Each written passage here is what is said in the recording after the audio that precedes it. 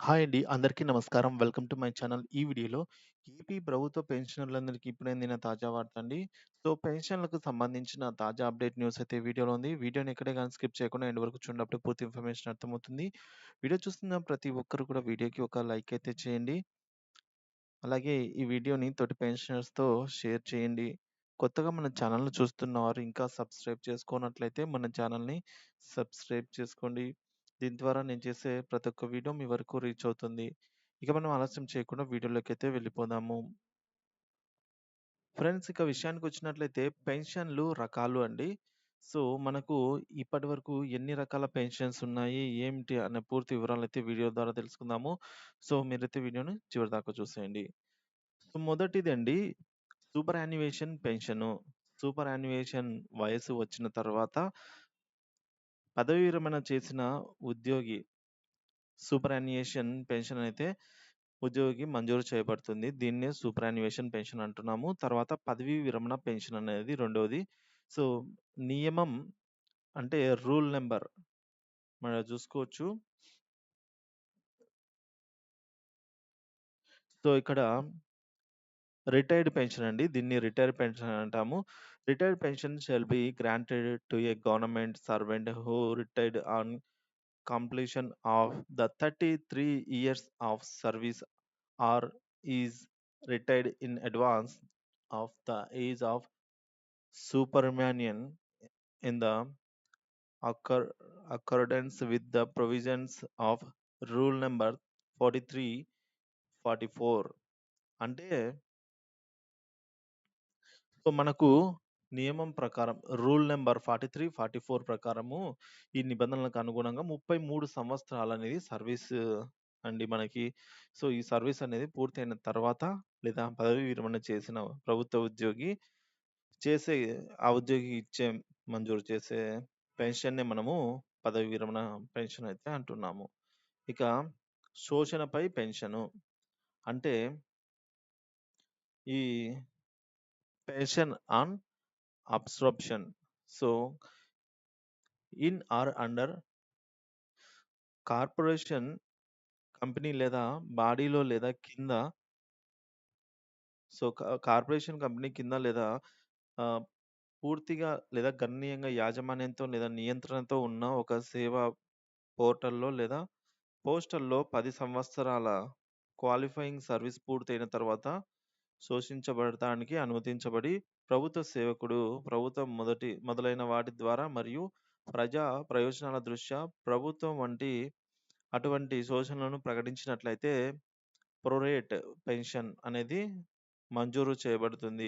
అటువంటి సందర్భంలో కుటుంబ పెన్షన్ చెల్లింపుకు ప్రభుత్వం ఎటువంటి బాధ్యత అయితే వహించదనమాట. ఈ శోషణపై పెన్షన్ అనే దానిపైన కుటుంబ పెన్షన్ అయితే ఇక్కడ ఉండదు.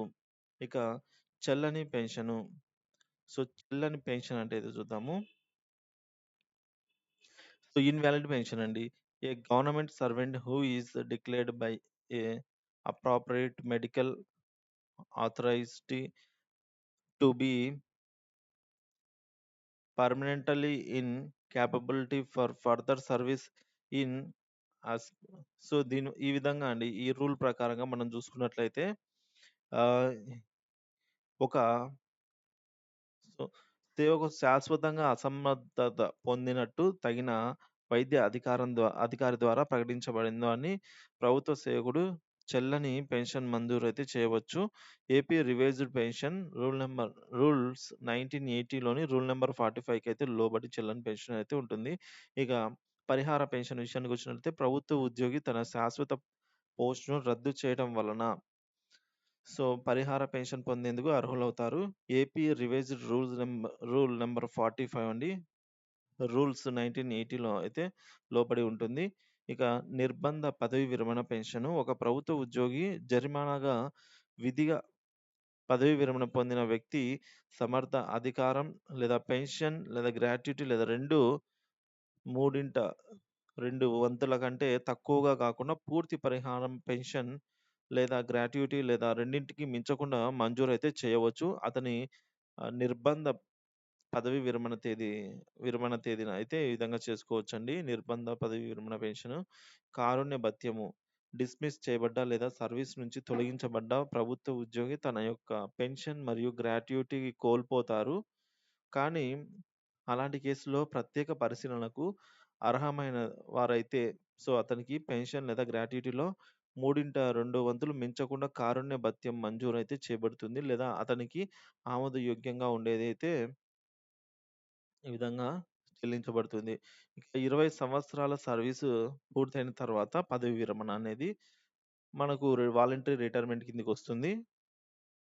ప్రభుత్వ ఉద్యోగి కొన్ని షరతులకు లోబడి 20 సంవత్సరాల కంటే తక్కువ అర్హత లేని సేవలో ఉంచిన తర్వాత స్వచ్ఛందంగా అంటే వాలంటరీగా సేవ నుండి రిటైర్ అయ్యే అవకాశం అయితే ఉంటుంది. రూల్ నంబర్ 43 ప్రకారంగా. అంటే మనకు ఈ విధంగా కంపెన్సేటరీ అలవెన్స్ అండి. ఈ విధంగా అయితే రూల్స్ అయితే ఉన్నాయి. ఇక్కడ మనం చూసుకోవచ్చు వాలంటరీ రిటైర్మెంట్ ద్వారా అయితే ఈ విధంగా ఉంటుంది. ఇక retirement completion of 33 years of service అంటే 33 సంవత్సరాలు పూర్తి చేసుకున్న తర్వాత రిటైర్మెంట్ ఇచ్చేవారికి at any time after a government servant has completed 33 years of qualifying service but before 58 years of age he may retired or may be required by the appointing authority to retire in the public interest rule number 44. ఈ విధంగా కూడా మనకు pension లభిస్తుంది. ఇకపోతే family pension విషయానికి వచ్చినట్లయితే family pension అండి to whom it's payable ఎవరికి పే చేస్తారు, ఎవరికి ప్రయారిటీ ఇస్తారు అంటే when a government servant dies while in service or after retirement family pension is payable to the family for the purpose of family pension means wife or husband. First spouse అనుకోవచ్చు అండి, spouse అనుకోవచ్చు. Spouse కి అయితే first priority. లేదా unmarried son, unmarried daughter including widow, divorced daughter up to 25 years. తర్వాత it includes widow, divorced daughter and parents however totally depended on government servants while he was alive, where the decided employee left behind neither widow nor child. When widow, divorced daughter and permanent avail, the family pension shall be paid for first to the widow, divorced daughter and then to the parents. అంటే ఇక్కడ మనం చూసుకోవచ్చు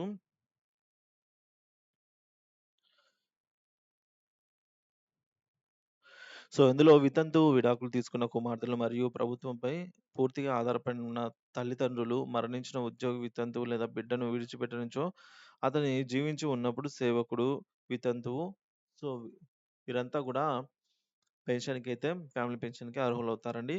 ఇక వితంతువు లేదా వితంతువు విషయంలో మినహాయింపు కుటుంబం మంజూరు చేసేది. సో 2400 పర్ మంత్ ఆదాయ ప్రమాణాల షరతులకైతే లోబడి ఉంటుంది. అంటే మనం చూసుకోవచ్చు ఇక్కడ except in case of widower the grand family pension is subject to the condition of income criteria of 2440 rupees per month.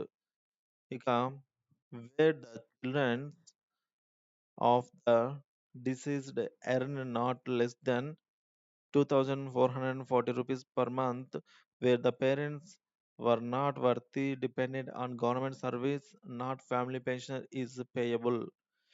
Family pension is normally payable only to one one person at a time. No nomination facility is available for family pension. In case in the son or daughter is suffering from any diseases or disability or mind or physically crippled or disabled, so to retire him unable to earn a living even after the attaching the age of 21 years, family pension is payable for life certificate, life subject to certain conditions. అంటే మనకి ఇక్కడ చూసుకోవచ్చు.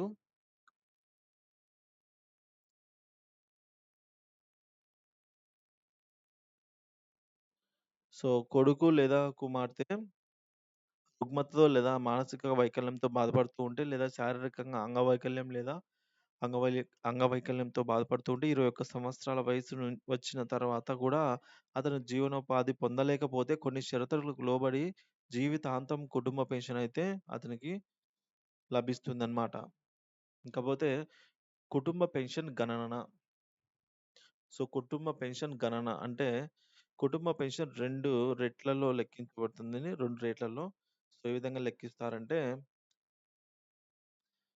మెరుగుపరిచిన rate. అంటే so, enhanced rate. Enhanced rate of family pension is calculated at 50% of last drawn, and the case of death after retirement it is restricted to the pension admitted to the individual. అంటే ఇక్కడ మనం చూసుకోవచ్చు. కుటుంబ మెరుగుపరిచిన rate అంటే కుటుంబ pension యొక్క మెరుగైన rate చివరగా డ్రా చేసిన 50% పారితోషికంతో లెక్కించబడుతుంది. మరియు పదవీ విరమణ తర్వాత మరణించిన సందర్భంలో అదే వ్యక్తికి అంగీకరించబడిన పెన్షన్‌కు పరిమితం చేయబడింది. సో, కుటుంబ పెన్షన్ యొక్క మెరుగుపరచబడిన రేట్లనేది గనిష్టంగా 7 సంవత్సరాల కాలానికి చెల్లించబడుతుంది. మరియు మరణించిన వ్యక్తికి 60 సంవత్సరాలు నిండిన కాలానికి తేదీ మించినది కాదు. సో, ఈ విధంగా 7 సంవత్సరాల కంటే తక్కువైతే ఉండదు. ఒక సాధారణ రేటైతే కుటుంబ పెన్షన్ యొక్క సాధారణ రేటు చివరగా డ్రా చేసిన చెల్లింపులో 30% వద్ద అయితే లెక్కించబడుతుంది. కుటుంబ పెన్షన్ గణించినప్పుడు ఒక భిన్న ఫలితం తదుపరి అధిక రూపాయికైతే రౌండ్ ఆఫ్ చేయబడుతుంది. తాత్కాలిక పెన్షన్ అండి. సో, ఈ తాత్కాలిక పెన్షన్ అంటే శాఖపరమైన లేదా న్యాయపరమైన చర్యలు పెండింగ్‌లో ఉన్న ఉద్యోగులకైతే ఇది చెల్లించబడుతుంది. సో, కనిష్ట తాత్కాలిక పెన్షన్ అనేది 75% మరియు ఇది అ అర్హత సేవ ఆధారంగా అయితే అనుమతించబడే గరిష్ట పెన్షన్‌ను మించకూడదు.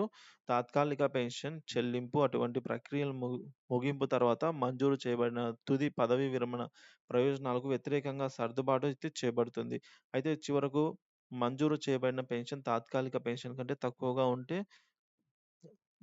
లేదా పెన్షన్ తగ్గించబడినప్పుడు లేదా శాశ్వతంగా నిర్దిష్ట కాలానికి నిలిపివేయనప్పుడు ఎటువంటి రికవరీ అయితే చేయబడదు. సో, ఈ విధంగా అయితే మనకు పెన్షన్ రూల్స్ అయితే ఉన్నాయండి. So, principal account general of Hyderabad. So, ఈ విధంగా పెన్షన్ రూల్స్ అయితే మనకు ఉన్నాయన్నమాట.